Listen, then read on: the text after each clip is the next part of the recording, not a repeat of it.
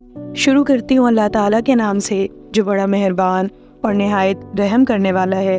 ख़वातीन व हज़रात, अब आपकी समातों के हवाले है राजेंद्र सिंह बेदी के नॉवलेट एक चादर मैली सी का छठा बाब। तो आइए समात फरमाइए मुसन्निफ़ की कहानी मेरी ज़बानी। पंजों के मुकर्रर की हुई तारीख आ पहुँची। पूरो, चुन्नो और विद्या ने मिलकर रानों के हाथों पर मेहंदी लगा दी और कंघी करके उसकी मेंढियाँ गूंद डाली और सर पर खूबसूरत सा डाक बंगला बना दिया। इतना दिलासा दिए जाने के बावजूद रानो काँप रही थी, रो रही थी। बच्चे नासमझी के आलम में चुप थे और सोच रहे थे आज उनकी माँ के साथ क्या हो रहा है। बड़ी उनके गले में अपनी लंबी लंबी बाहें डालती हुई चुप कराने के बहाने उन्हें रुला रही थी। और फिर जैसा कि बंदोबस्त किया गया था, सब बच्चों को चुन्नू मौसी के घर भेज दिया गया। आंगन में पनीसी की मेली सी चादर तनी थी जिसके नीचे कुछ घड़े रखे थे। एक तरफ पुरानी सी काई मारी ठलियाँ पड़ी थी और उन सब पर सेंदूर मचल रहा था। रानो को लाकर जब चादर के नीचे बिठाया गया तो उसने एक दिलदोज चीख मारी, मरने वाले आ देख क्या हो रहा है तेरी रानी के साथ। पुरोहित ने कहा, लड़का कहाँ है? पंडित ज्ञानचंद, केसर सिंह और दूसरे लोगों ने इधर उधर देखा। वो तो उसे ज़बरदस्ती पकड़ कर लाए थे और चारपाई के साथ बांध दिया था। मेहर करमदीन, जो इस रस्म रिवाज से ज़रा परे हटकर जेठा बैठा था, ढूंढता हुआ अंदर गया और उन्हीं पैरों लौटते हुए बोला, मंगलवा तो अंदर नहीं है। इस दिन उत्तर से आने वाली हवा तुनाबों की मदद से एक तरफ बकाइन और दूसरी तरफ रोशनदान की सलाखों से बंधी हुई चादर को फड़फड़ा रही थी, मुफ्त की डफ बजा रही थी। चादर के नीचे रस्सियों के साथ साथ बंधी हुई कांट की चिड़िया लहराती हुई चू चू करने लगी। कुछ दूर तनूर के पास उसकी भूबल में लेटे हुए डब्बू ने अपनी टांगों में दबाई हुई गर्दन उठाई और मशकूक अंदाज में इस पूरे मंजर को देखने लगा। वो अब तक बूढ़ा और नहीफ हो चुका था, न ज्यादा रोशनी बर्दाश्त कर सकता था और न शोर। वो गांव के मर्द औरतों की बेतौर हरकतें देखकर उठ खड़ा हुआ और अंदाजे ही के साथ दुश्मन पे भौं भौं करने लगा। मैं तो जानता हूँ वो नुत्फा, हुजूर सिंह ने कहना शुरू किया। दूर दूर, जिंदा हुजूर सिंह को फटकारते हुए बोली, सिवाय बकते रहने के और कोई काम ही नहीं। और वो अपनी मुर्दा बेतौर आंखों से उस जमखटे की तरफ देखने और सनसनाने लगी। वो न जानती थी अब आसमान से अगली कौन सी बला नाजिल होने वाली है। चूंकि उसकी आंखें धुंधली थीं, इसीलिए अपने मकतूल बेटे की शक्ल और भी खुलकर उसके सामने आ रही थी। ठहरो ओ भामना, नंबरदार तारा सिंह ने पुरोहित को मुखातिब करते हुए कहा।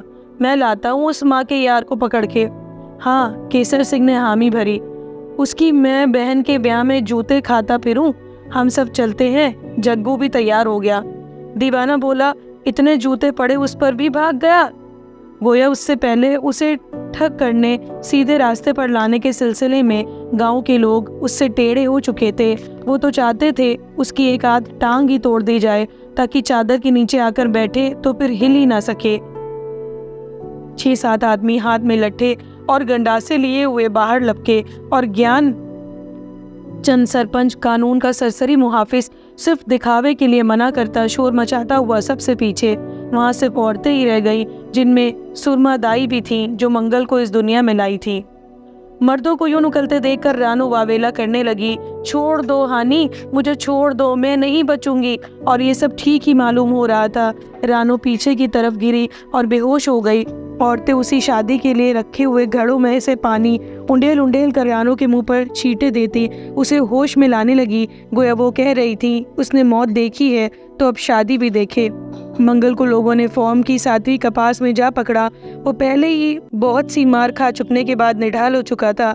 अब दहशत से और भी नीम जान हो गया। वो चाहता तो इक्का लेकर हमेशा की तरह सितरा यास्तों की तरफ निकल जाता, लेकिन शोमई किस्मत उस मुर्जे की बक्की को भी इस्तेजा के साहिबान ने ढंग दिया था। बक्की अपनी बंधी हुई गाड़ी के साथ कुछ फासले पर खड़ी हरी हरी चरी और मोट खा रही थी और मौका पड़ने पर साथ वाले खेत में लहलाती हुई गुवार को भी मुंह मार लेती। गांव वालों ने मुमकिनात का ख्याल रखते हुए बुक्की के पाँव में लोहे का ये बड़ा मोटा सा सिंगल डाल दिया था और उस पर अलीगढ़ का ताला। और अब वो बेफिक्र हो चुके थे। मंगल का ख्याल था उसके यारेगार नवाब, इस्माइल और गोरदास वगैरह उसे इस सानहे से बचाएंगे, लेकिन उसे क्या मालूम कि वो बेगैरत भी कोटले के बाकी लोगों के साथ मिल जाएंगे और बार बार यही कहेंगे, आखिर औरत ही की बात है ना। यार, कोई मंगल जहाँ छिपा था वहाँ से 2 हाथ दूर खानका वाला कुआं था, जहाँ आज से चंद ही बरस पहले मंगल के बड़े भाई तलोके का कत्ल हुआ था। जब शाम के वक्त समय से पहले ही घुप अंधेरा हो गया था और एक दिन पहले सूरज ने ज़मीन की बकाइन पर खून के छींटे फेंक दिए थे, उस मिट्टी से अब भी खून की बू आ रही थी। मंगल कपास के बगल में एक तंग व तारीक कुड़ में बैठा, शक और वसवसे में बटा, फटी फटी आंखों से बाहर देख रहा था। जब गांव के लोग पहुंच गए, सर्दियों के मौसम में कभी कभी कोटले गांव में कोई भेड़िया जंगली सुअर आ निकलता था और लोग इसी तरह लाठियां और छुरियां, टोके और गंडासे लेकर उसे घेरने मारने के लिए निकल जाते थे और आखिर इसी वक्त दम लेते जब घिरे हुए जानवर के परखच्चे उड़ जाते। लोग आकर सामने खड़े हो गए। मंगल कोठरी में 2 हाथों के बल झुका दहशत के आलम में सबको देखता हुआ सचमुच एक जंगली सुअर मालूम हो रहा था। वो निहत्था था और बाकी सबके सब मुसला। कहाँ तो लोगों ने शोर से आसमान सर पर उठा रखा था और कहाँ वो अब आकर सामने खड़े एकाएकी चुप हो गए थे, एक दूसरे की आंखों में देख रहे थे, घूर रहे थे, देखें पहला वार कौन करता है, शिकार किस तरफ लपकता है। मंगल का नखरा कांपने लगा और लोगों के दिल धक धक करने लगे। कुछ देर की खामोशी के बाद मंगल ने जरा सी जंबिश की। लोगों ने एकदम खाइफ होकर खाली जमीन ही पे लाठियां बरसानी और टोके चलानी शुरू कर दिए। एक शदीद डर ने उनमें ऐसा जोश, ऐसी ताकत भर दी कि जमीन में बड़े बड़े शगाफ हो गए। एक बार फिर वो एकाएकी चुप एक दूसरे को देखने लगे। शिकार और शिकारी, मंगल के अपने दोस्त, अपने साथी इक्के वाले गोरदास ने जी कड़ा किया और आगे बढ़ते हुए बोला, देखता हूँ यार कौन सा जग्गा है। गोरदास के बढ़ने की देर थी कि केसर सिंह, जग्गू, नवाब, इस्माइल सब झपट पड़े। उनके झपटने की देर थी कि मंगल नरगे में से निकलने के लिए लपका। फिर मुतदव्वल, हर अव्वल और कल्ब सब तरफ से लोगों ने उसे आ लिया। जिसके हाथ में लाठी थी लाठी, जिसके हाथ में जूता था जूता, मंगल पर बरसाने लगा। अगर वो कुछ करता तो गंडासे और टोके भी थे। शोर शराबा सुनकर रागीर जमा हो गए। मंगल को बालों से पकड़कर बीच खेतों और खलियानों के घसीटा जा रहा था। सुख होने के नाते नंबरदार तारा सिंह केसर सिंह का फर्ज था कि बालों को बेहुरमती से बचाते, लेकिन ये कस्ब करने में वही पेश पेश थे और इसमें एक मज़ा और इंतकाम ले रहे थे। घसीटे जाने की अजियत से अपने आप को बचाने के लिए मंगल कुछ दूर तक अपनी मर्जी से साथ चल लेता, लेकिन फिर पीछे की तरफ खींचने लगता जैसे किसी अड़ियल टट्टू को पानी पिलाने ले जा रहे हों। उसके बदन, फटे हुए कपड़ों, लंबे लंबे केसों और दाढ़ी में धरकोने की झाड़ियाँ, कपास की सनछट्टियाँ, मकई के टांडे, खुश्क आग में उड़ने वाली बुढ़ी माइयाँ और न जाने क्या कुछ घिसटता आ रहा था। जौहर और धर्मशाला के बीच तक पहुँचते पहुँचते ये जुलूस खासा बड़ा हो गया। मुसाफिर सड़क के एक तरफ रुककर हैरानी से देखने लगे। कहकर की बाढ़ के पीछे से उछक एक रागीर औरत ने गाँव की एक मटियार से पूछा, हाय है नी सुक्खो, ये क्या हो रहा है। सुक्खो ने औरत की तरफ उस नज़र से देखा जैसे कह रही हो हाय बेबे, इतनी सयानी हो के तू ये भी नहीं जानती। और बोली शादी, और फिर वो लौट कर यूं देखने लगी जैसे कोई बात ही नहीं। कोटले से दूर वैष्णो देवी के पहाड़ का खाका अब भी धुंधला सा नजर आ रहा था। उस वक्त जरूर वहाँ बेशुमार यात्री पहाड़ की परिक्रमा करते हुए जा रहे होंगे, क्योंकि उसी पूर्णिमा को वैष्णो देवी में यात्रियों का इकट्ठ था और वो जरूर ढलकियाँ छीने बजाते हुए गा रहे होंगे, बचाना है तो बचा लो अम्बा जी, पापियों के बचाने की यही बेला है। गाते बजाते हुए उन्होंने ज़रूर दुखन की तरफ देखा होगा और ज़रूर उनकी नज़रें कोटला गांव के धुंधलके अंधेरे से टकरा कर लौट गई होंगी। गांव के बाहर ये एक नशीब था जो सरपंच ज्ञानचंद और उसके मजदूरों से पिटना रह गया था, जिसमें मंगल मार खाता हुआ, मंगल बेसुध होकर गिर गया। ये वो जगह थी जहाँ बड़ी बड़ी कसियों और कदालों से खुदाई करके जौहड़ के पानी को अंदर लाया जाता था और फिर मिट्टी की गोल गोल टंडों की मदद से ऊपर जहलम आरा ऐन की क्यारियों की आबियारी की जाती थी, जिसकी वजह से उसकी खेतियाँ सदाबहार रहती थीं। फिर वहाँ की सनसनाती हुई छाँव जिसमें बेशुमार मुसाफिर सुस्ता चुके थे। इस वक्त कुछ दिनों के लिए बंद बांध कर पानी को रोक दिया गया था, लेकिन मंगल के चारों शाने चित उसमें गिरने से बंद टूट गया और जो हड़ के पानी के लिए रास्ता बन गया और पानी तेजी के साथ अंदर आने लगा। इससे पहले कि लोग मंगल को उठाते उसके कपड़े पानी से गीले और मुंह कीच में लथपथ हो चुका था। मंगल ने कई बार अपने आप को छुड़ाने की कोशिश की, लेकिन 8-10 मजबूत बाजुओं की जोड़ियां अपने इर्द गिर्द पाकर वो शराबी की तरह बुनकारता हुआ रास्ते पर हो लिया।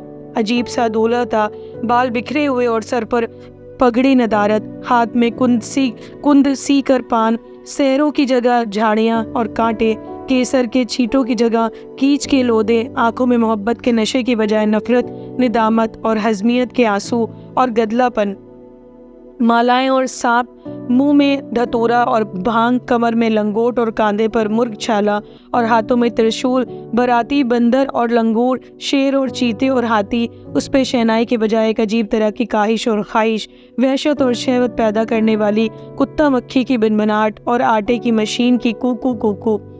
जब मंगल को रानो के साथ बिठाया गया तो वो लहू लुहान था और रानो मुकम्मल तौर पर बेहोश, लेकिन सब औरतों को यकीन था आखिर में सब ठीक हो जाएगा।